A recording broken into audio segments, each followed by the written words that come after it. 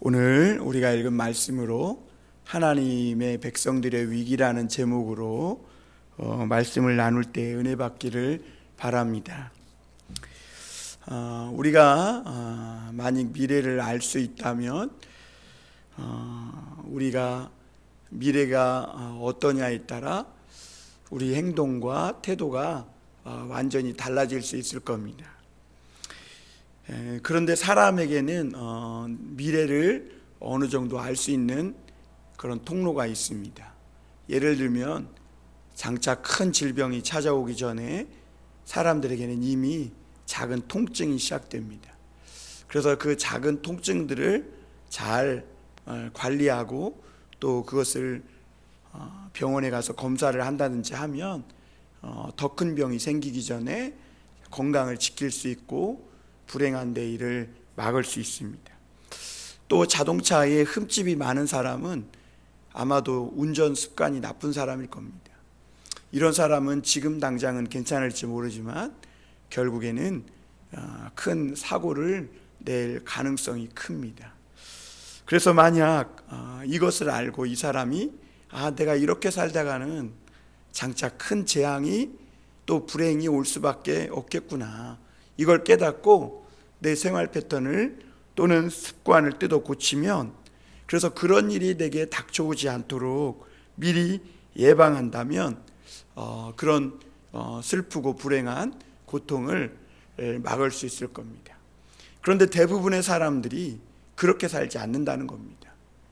맹목적으로 아무것도 손에 잡히는 것이 없이 허무한 것만 잡고 있으면서도 마치 내일이 아무런 일도 일어나지 않을 것처럼 그냥 막연하게 그렇게 산다는 겁니다. 그런데 하나님의 말씀을 들으면요, 우리 미래가 보입니다. 왜 그러냐면 이 말씀을 듣다 보면요, 우리 안에 나도 모르게 숨어있는 이 욕심, 이 죄악들을 하나님은 드러내시거든요. 내가 못 보던 내 속의 죄악을, 숨은 동기, 욕망들을 보게 하세요.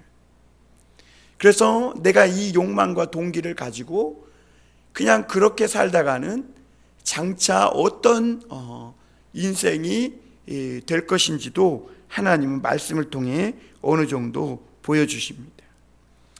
그래서 하나님은 우리 속에 있는 이 잘못된 욕심, 또 잘못된 동기, 순수하지 않은 이런 진실되지 않은 이런 삶의 모습, 이대로 너가 살다가는 분명히 좋지 않은 미래를 거두게 될 거야 라는 것을 말씀을 통해서 우리에게 예언해 주시고 말씀해 주시죠.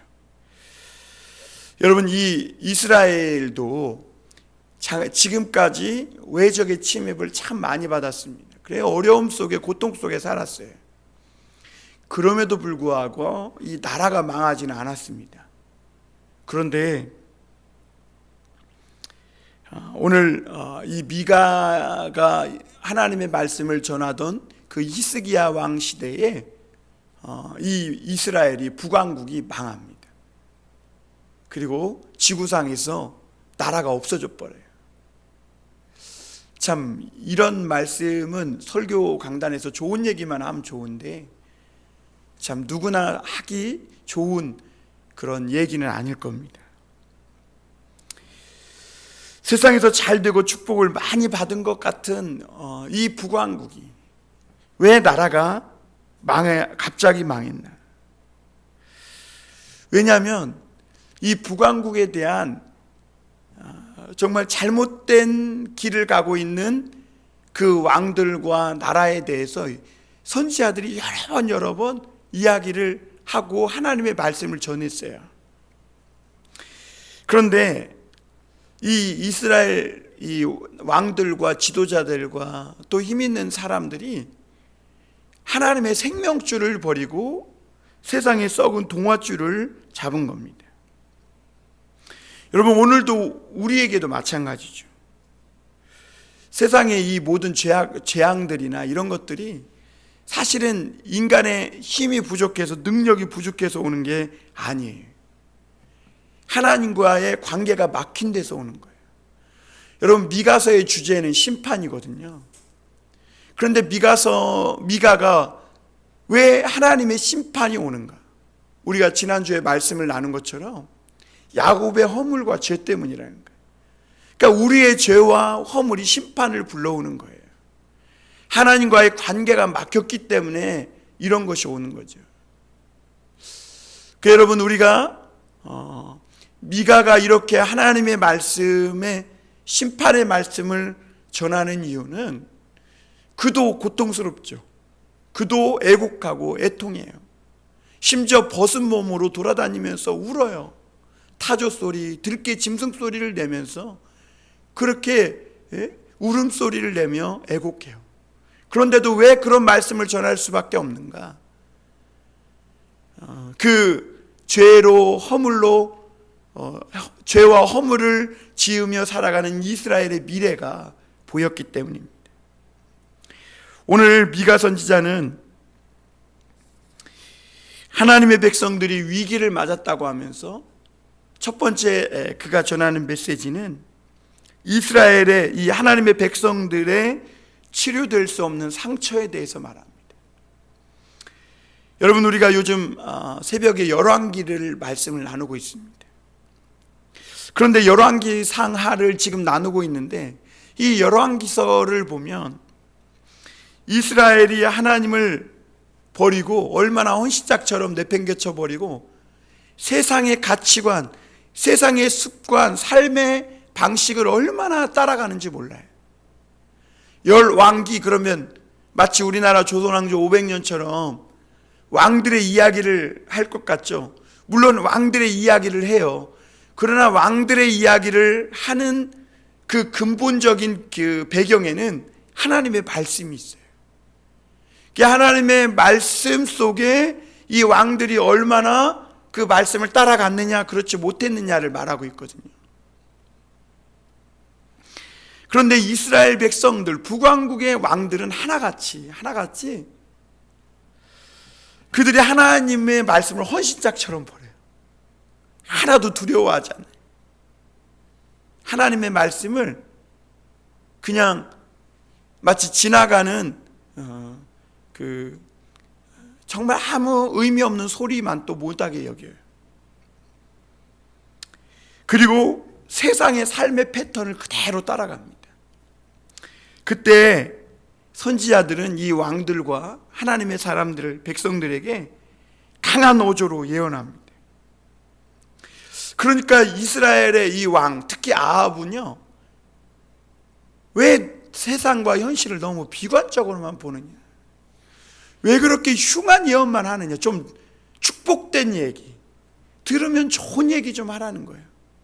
그리고 왜 그렇게 성질내듯이 얘기하느냐는 거예요. 그냥 좀 웃으며 얘기할 수 없느냐는 거죠.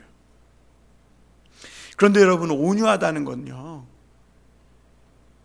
이런 모든 좋지 않은 상황에서도 웃으면서 이렇게 얘기하는 게 온유한 게 아니라요. 하나님이 말씀하시는 온유함은요, 하나님의 심정을 가지고 하나님의 뜻을 수행하는 것이 온유함이에요. 여러분, 모세가 그 바로에게 갔을 때, 하이 미스터 모세, 하나님이 내 백성을 보내래, 예배드리라고. 그러면서 막 살살 웃으면서 좋은 말로 했을까요? 천만의 말씀이에요. 모세의 온유함이 온 지면에 승한 자였지만 그는 바로에게 가서 Let my people go, 내 백성을 하나님께서 보내라 하셨다고 강한 어조로 얘기했을 거예요. 그러면 죽을 수도 있어요. 그러나 그것이 하나님의 뜻이었기 때문에 모든 위험과 모든 고난이 있을 것을 알면서도 자신의 뜻을 꺾고 하나님의 마음에 사로잡혀서 하나님의 뜻을 수행하는 것, 그것을 성경은 온유함이라고 하는 거예요.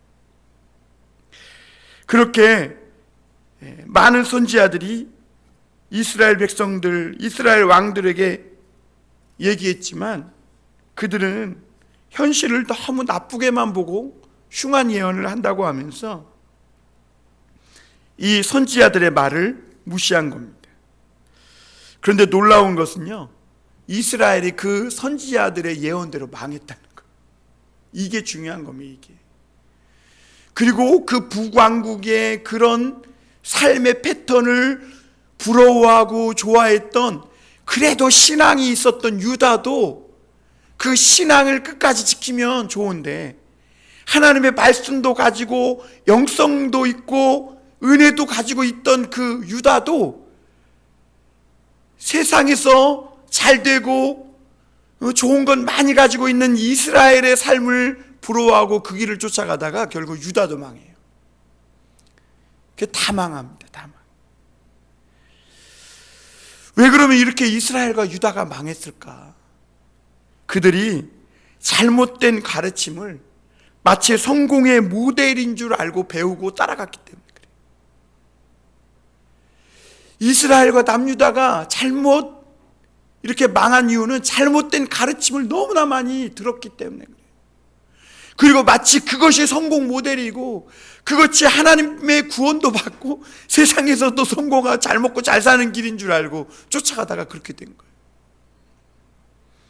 여러분, 믿음의 사람들이 알아야 할 것이 아주 중요한 것이 있어요.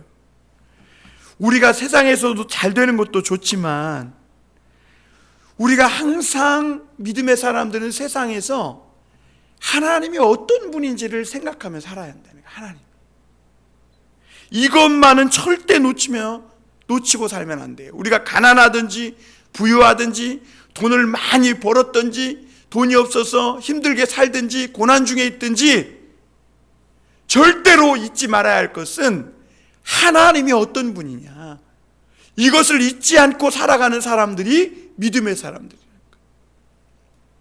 하나님은 사랑의 하나님이면서 동시에 죄악에 대해서는 너무너무 싫어하시고 실증 내시고 진노하시는 분이 하나님이세요.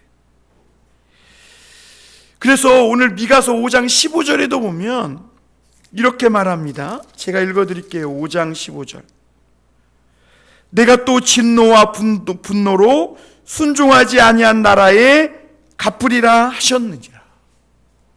하나님은요, 이 화와 진노로 하나님의 말씀에 순종하지 않고 죄악을 범하는 자들에게 갚으시는 하나님이라. 그리고 하나님은요, 6장 10절에 보면 이 백성들의 사악함, 이 죄악의 사악함을 잊지 않으세요. 우리는 회개토 않고 그냥 악을 저지른 후에 조금 시간이 지나면 아우 괜찮겠지 그러고 모르고 넘어가지만 하나님은 절대 악을 잊지 않는 하나님이세요. 우리가 하나님 앞에 회개하고 하나님 앞에 완전히 눈물을 흘리며 돌아오기까지 하나님 그 죄악을 도말하지 않으신다는 거죠.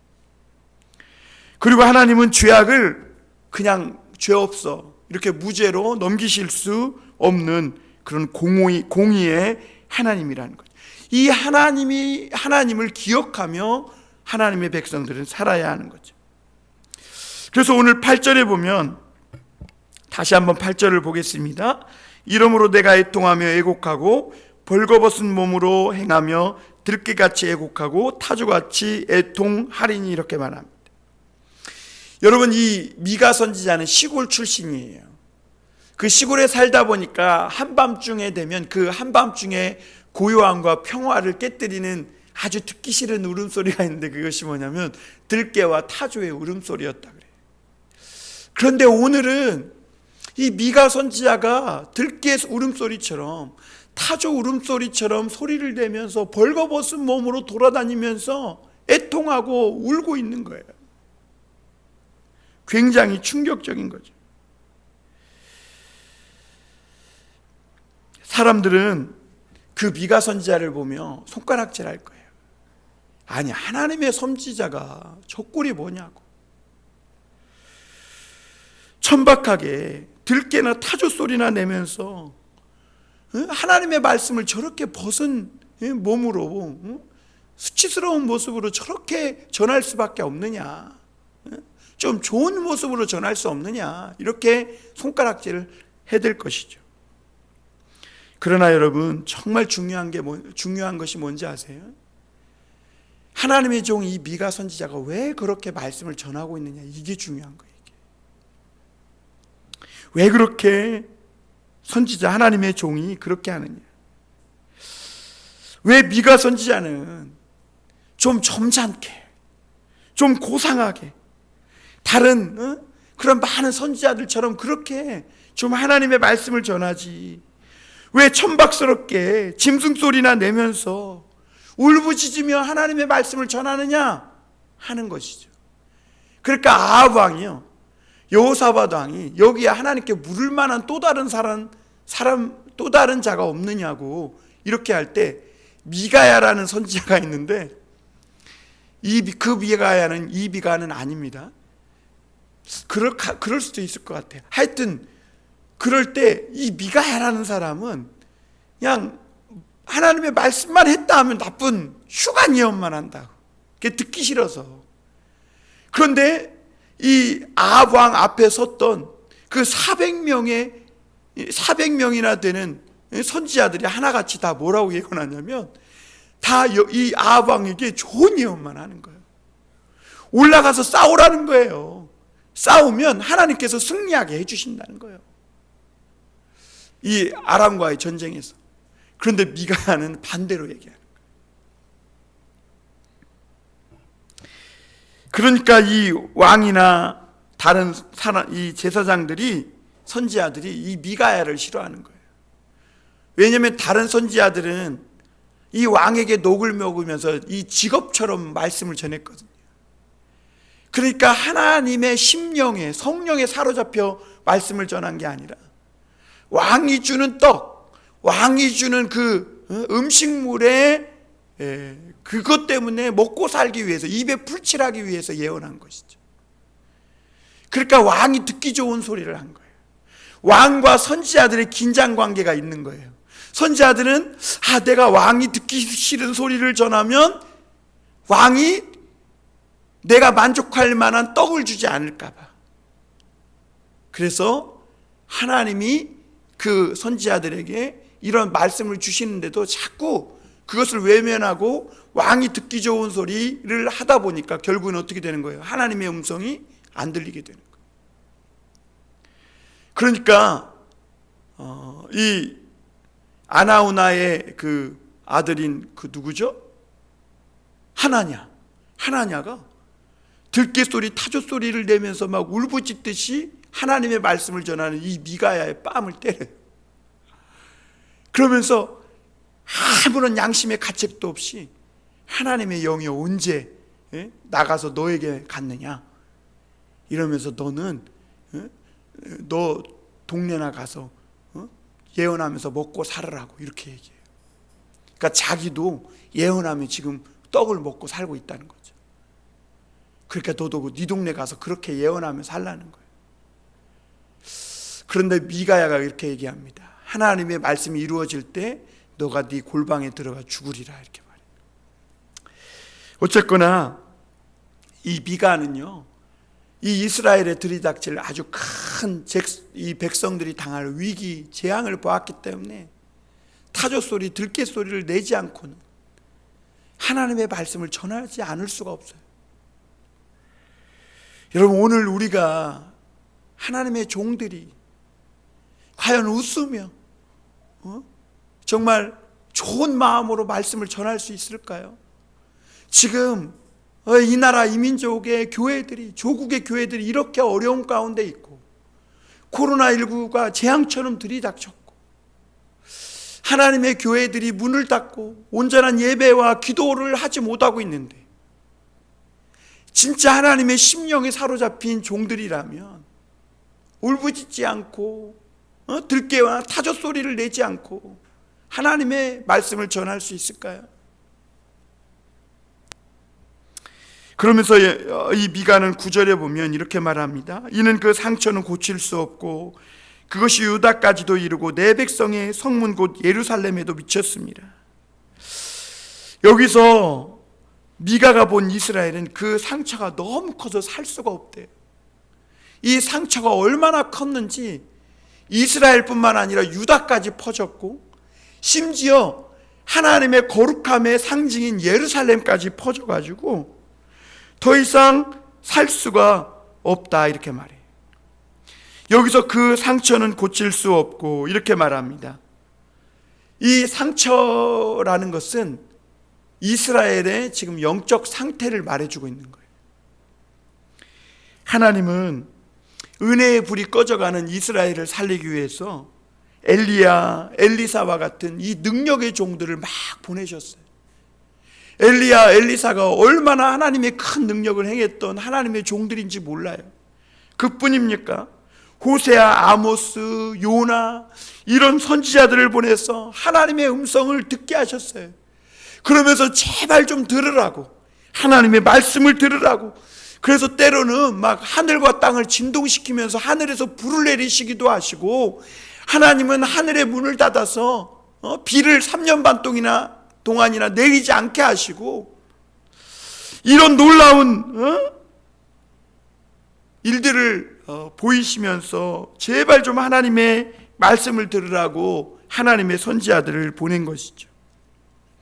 그러나 여러분, 세상에 잔뜩 취해 있는 돈과 재물과 명예와 세상에서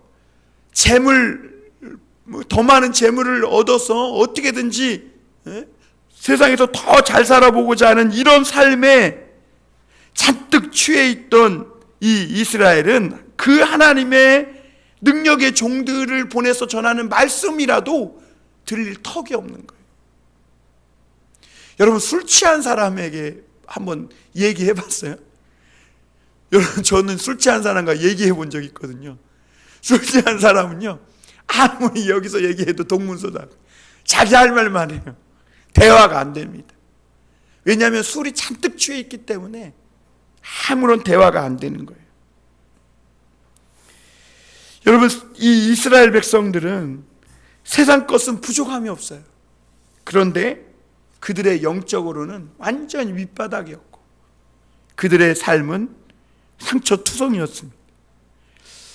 그래서 이 이스라엘은 자신들의 이익을 위해서라면 거짓 저울을 그리고 불의를 서슴지 않아요. 왜냐하면 다른 약한 사람들, 힘없는 사람 것이라도 빼앗아서 내 것을 만들어 놔야 세상에서 큰 소리치고 떵떵거리고 사니까. 그래서 더 많은 이익을 거두고 더 잘 먹고 잘 살기 위해서 온갖 불의와 거짓, 이것을 서슴지 않았다는 거죠.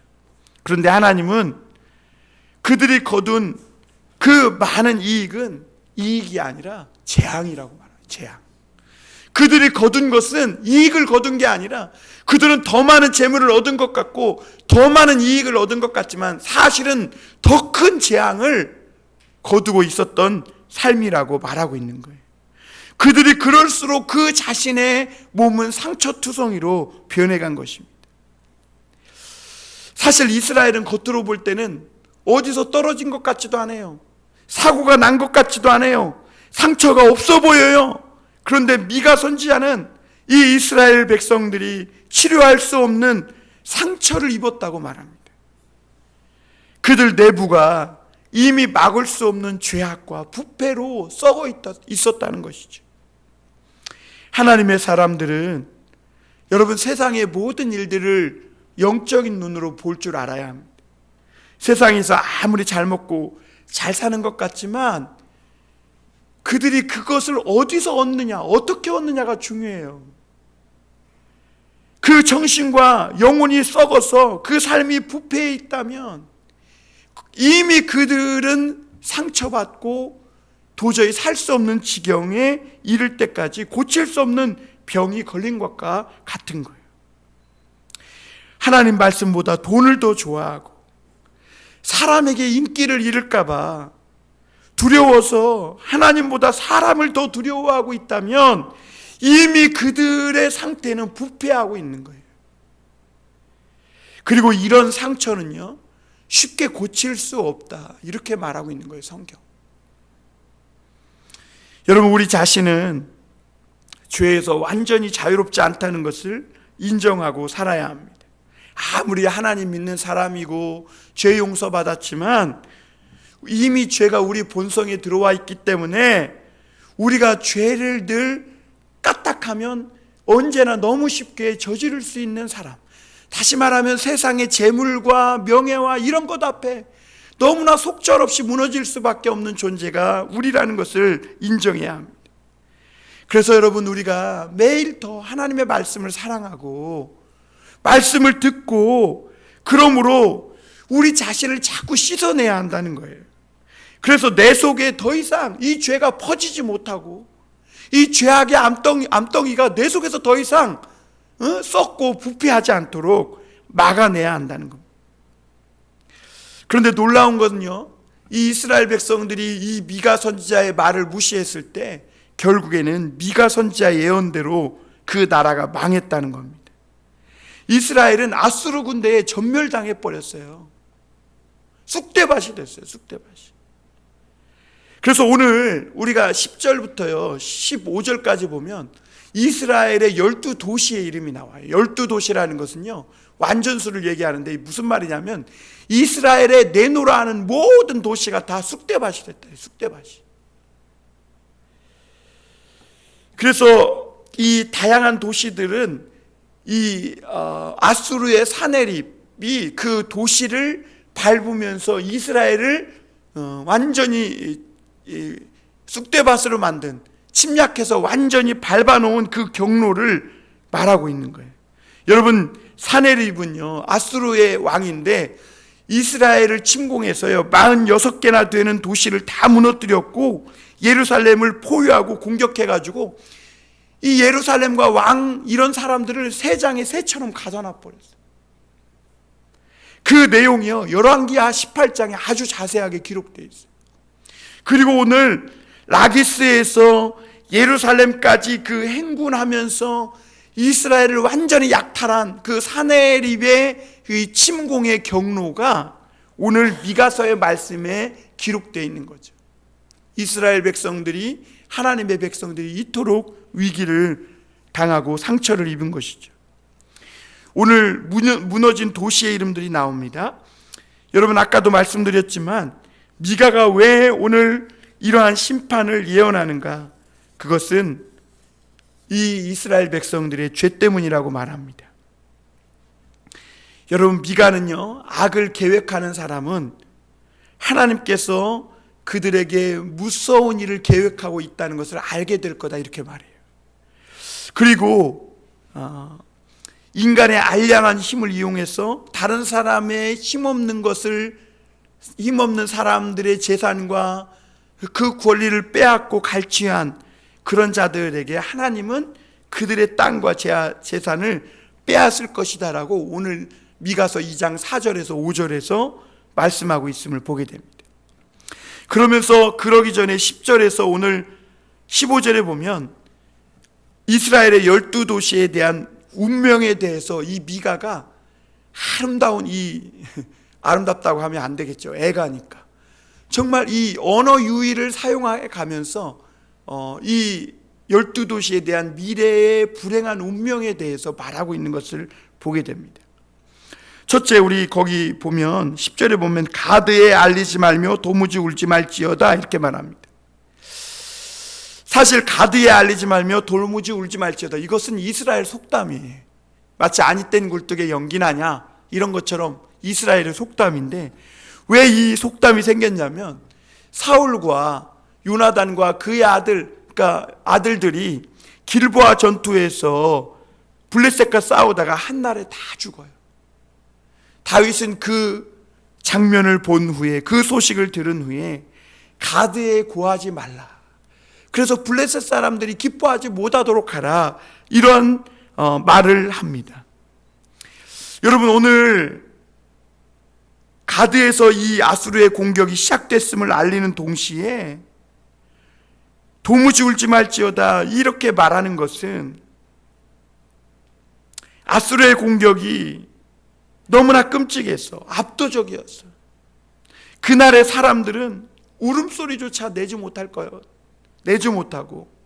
얼마만큼 고통스러울 것인지를 말하고 있는 거예요. 그만큼 울지도 못할 만큼 너무나도 끔찍하고 고통스러운 아수르의 엄청난 공격이 시작된다는 거죠. 여러분, 요즘 아프가니스탄에 텔레반이 자행하고 있는 그 상황을 보세요. 얼마나 끔찍합니까? 거기에서 벗어나려고 청소년들이 비행기에 매달려 가다가 떨어져서 죽는다는 거예요. 미군의 통역사는요, 그 일가족이 기관총으로 죽어요.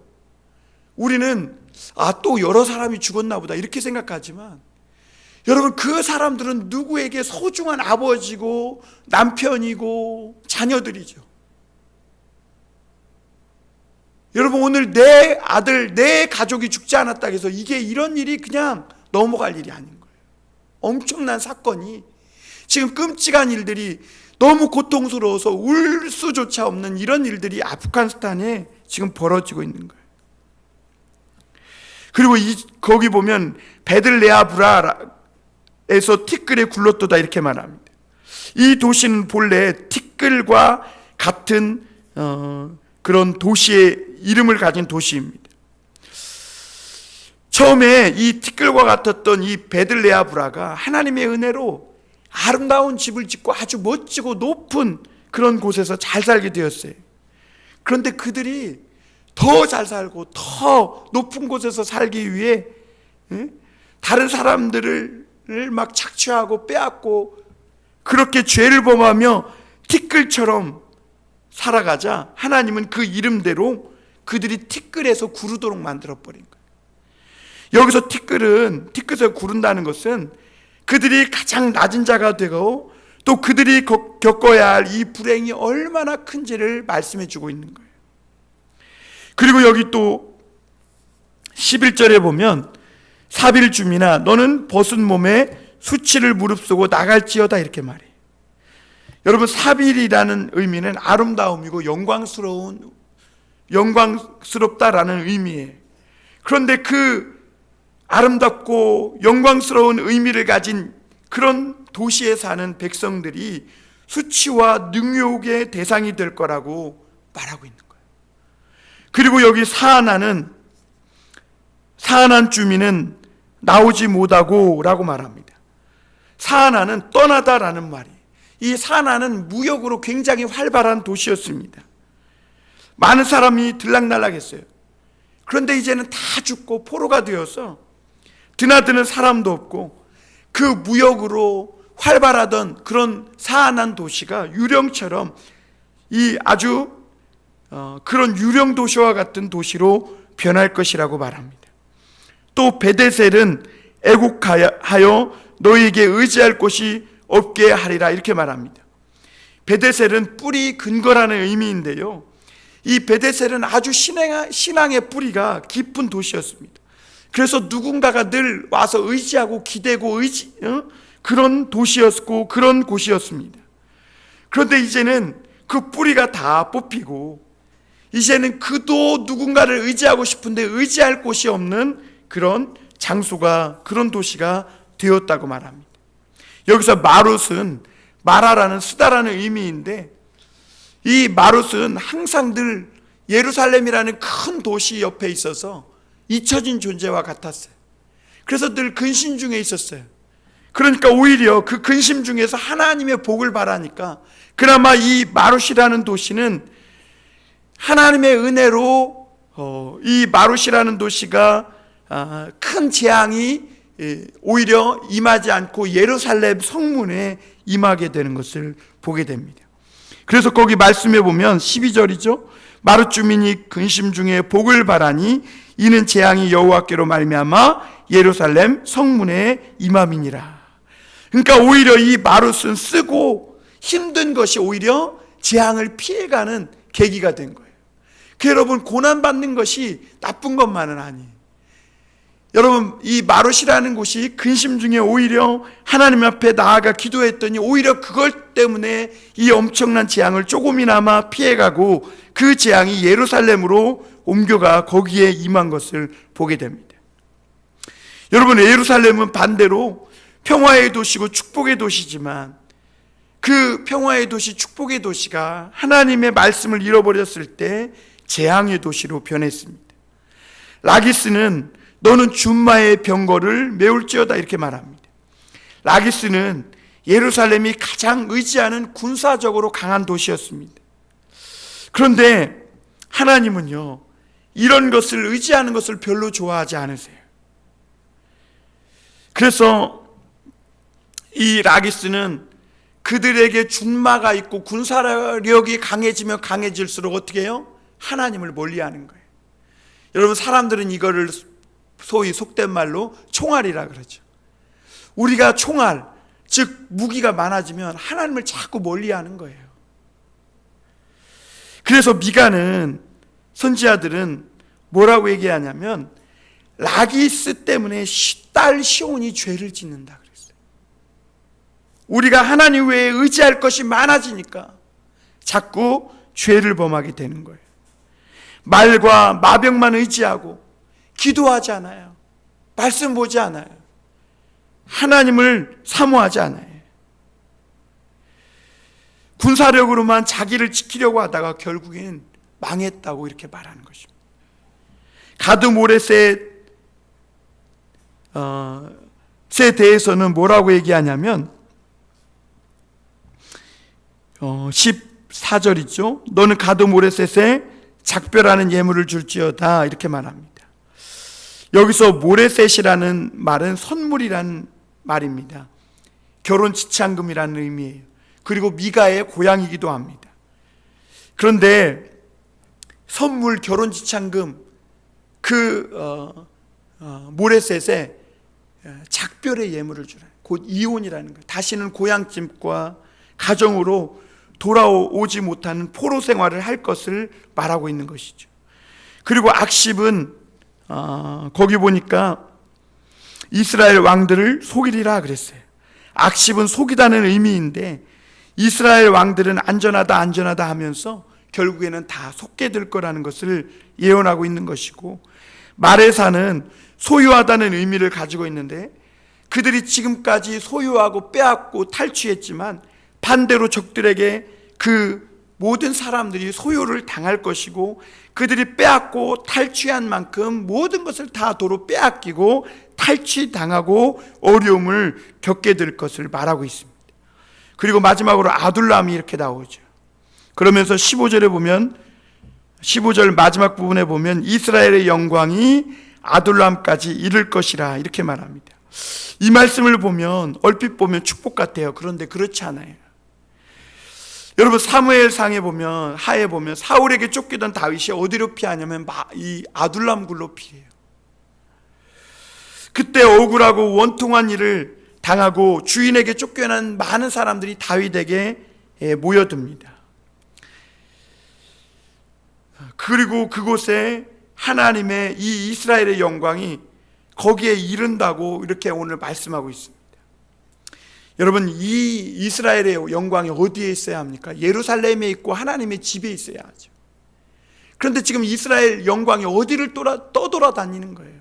아둘람까지 피하고, 그리고 아둘람까지 피해서 여기저기 떠놀다가 이스라엘 영광이 마침내 거기서 꺼져버리고 사라져버릴 것이다. 지금 미가는 그렇게 예언하고 있는 것이죠. 그래서 공동 번역에 보면 이 말씀이 이렇게 기록되어 있어요. 이스라엘의 영광은 아둘람에 이르러 꺼지고 말리라. 여러분, 이스라엘의 영광이 왕궁에 있고 성전에 있어야 되는데 그 영광이 여기저기 피난하고 도망다니다가 결국엔 아둘람, 그 칙칙하고 음침한 동굴까지 갔다 거기서 사라져버린다는 거예요. 그만큼 고통스러운 순간이 이스라엘 땅에 임할 것이라고 말하고 있는 거죠. 그러면서 미가 선지자는 마지막으로 하나님의 사람들이 사는 길을 16절에서 예언하고 있습니다. 16절 한번 다 같이 읽어보겠습니다. 너는 내 기뻐하는 자식으로 인하여 내 머리털을 깎아 대머리 같게 할지어다. 내 머리가 크게 벗어지게 하기를 독수리 같게 할지어다. 이는 그들이 사로잡혀 너를 떠났습니다. 여러분, 우리나라의 정치인들이 만약에 막 어떤 좋지 않은 악법들이 통과되고 그런 큰 나라에 위기가 있으면 어떻게 해요? 머리를 막 깎잖아요. 퍼포먼스를 행해요. 왜요? 위기라는 거죠. 그래서 하나님은 오늘 미가 선지자를 통해 너희 머리를 대머리 같게 할 거예요. 여러분, 대머리 독수리 있잖아요. 그 독수리가 위용이 있는데 그 대머리 독수리는 대머리 때문에 그 위용이 막 사라지고 그냥 웃음거리, 조롱거리처럼 이렇게 들리는 거죠. 그러니까 너희 스스로 그렇게 조롱거리, 그렇게 정말 웃음거리처럼 너희 자신을 그렇게 만들어 하나님 앞에 긍휼을 얻으라는 겁니다. 미가는 평화와 축복의 도시 예루살렘이 왜 그렇게 고통과 울부짖는 곡소리로 가득하게 되었는지 그에 대한 답을 오늘 미가서 2장 1절과 3절에서 말씀하고 있습니다. 제가 한번 읽어드리겠습니다. 그들이 침상에서 죄를 꾀하며 악을 꾸미고 날이 밝으면 그 손에 힘이 있으므로 그것을 행하는 자는 화 있을진저. 밭들을 탐하여 빼앗고 집들을 탐하여 차지하니 그들이 남자와 그의 집과 사람과 그의 산업을 강탈하도다.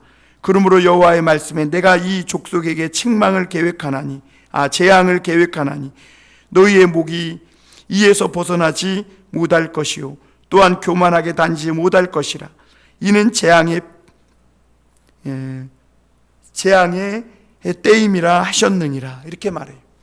그런데 여러분, 이게 공동 번역으로 보면요 굉장히 리얼합니다. 그래서 공동 번역도 제가 발췌해 왔어요. 제가 읽어 드릴게요. 망할 것들. 공동 번역에 보면 망할 것들 이렇게 시작해요. 권력이나 쥐었다고 자리를 들면 못된 일만 꾸몄다가 아침 밝기가 무섭게 해치우고 많은 이 악당들아, 탐나면 밭이 있으면 빼앗고 탐나는 집을 만나면 제 것으로 만들어 그 집과 함께 임자도 종으로 삼고 밭과 함께 밭 주인도 부려먹는구나. 나 야훼가 선언한다. 나 이제 이런 자들에게 재앙을 내리리라. 거기에서 빠져나갈 생각은 하지 말라. 머리를 들고 다니지도 못하리라. 재앙이 내릴 때가 가까이 왔다. 망할 것들. 여러분, 망할 것들이라고 말해요. 하나님, 이 미가 선지자 망할 것들.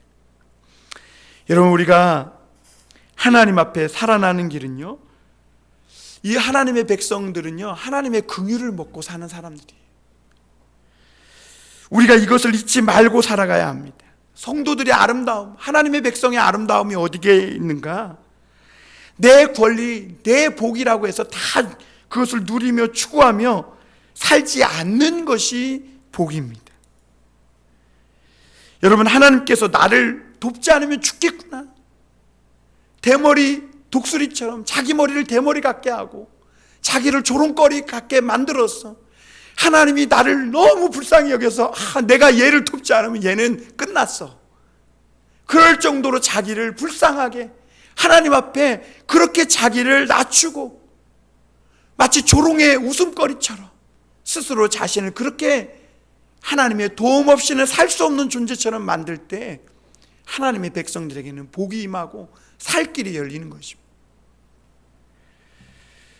그런데 우리는 너무 이렇게 죄악을 행하는 사람들을 보면서 야, 그들만 죄 있냐? 우리도 다 죄가 있어. 이게 다 우리 책임이야. 이렇게 두리뭉실한 말로 넘어가요. 그러다 보면 여러분, 이게 양비론이 되어가지고 마치 아무도 일어난 일에 책임지지 않아도 되는, 그냥 하나님께 다 떠넘기고 이 죄악이 다 그냥 두리뭉실하게, 야, 다 그들만 죄악이 있냐? 우리도 죄악이 있어. 그래서 마치 심판자처럼 자기가 그렇게 행동하게 되면 아무도 이 죄악에 대해서 책임지지 않고 그냥 떠넘기게 되고 하나님께 떠넘기게 되고 그냥 넘어가 버리게 되는 거예요. 여러분, 우리가 그러면 안 된다는 거죠. 이러한 때에 분명히 이야기를 하고 죄악이 무엇인지를 분명히 이야기했어. 자신에게 주어진 알량한 힘을 자기 욕망을 위해, 사적인 이익을 위해 사용하는 순간 그것은 이익이 아니라 재앙을 거두는 삶이라는 것을 분명히 말해줄 필요가 있는 것입니다. 그래야 살 길이 열리는 거예요.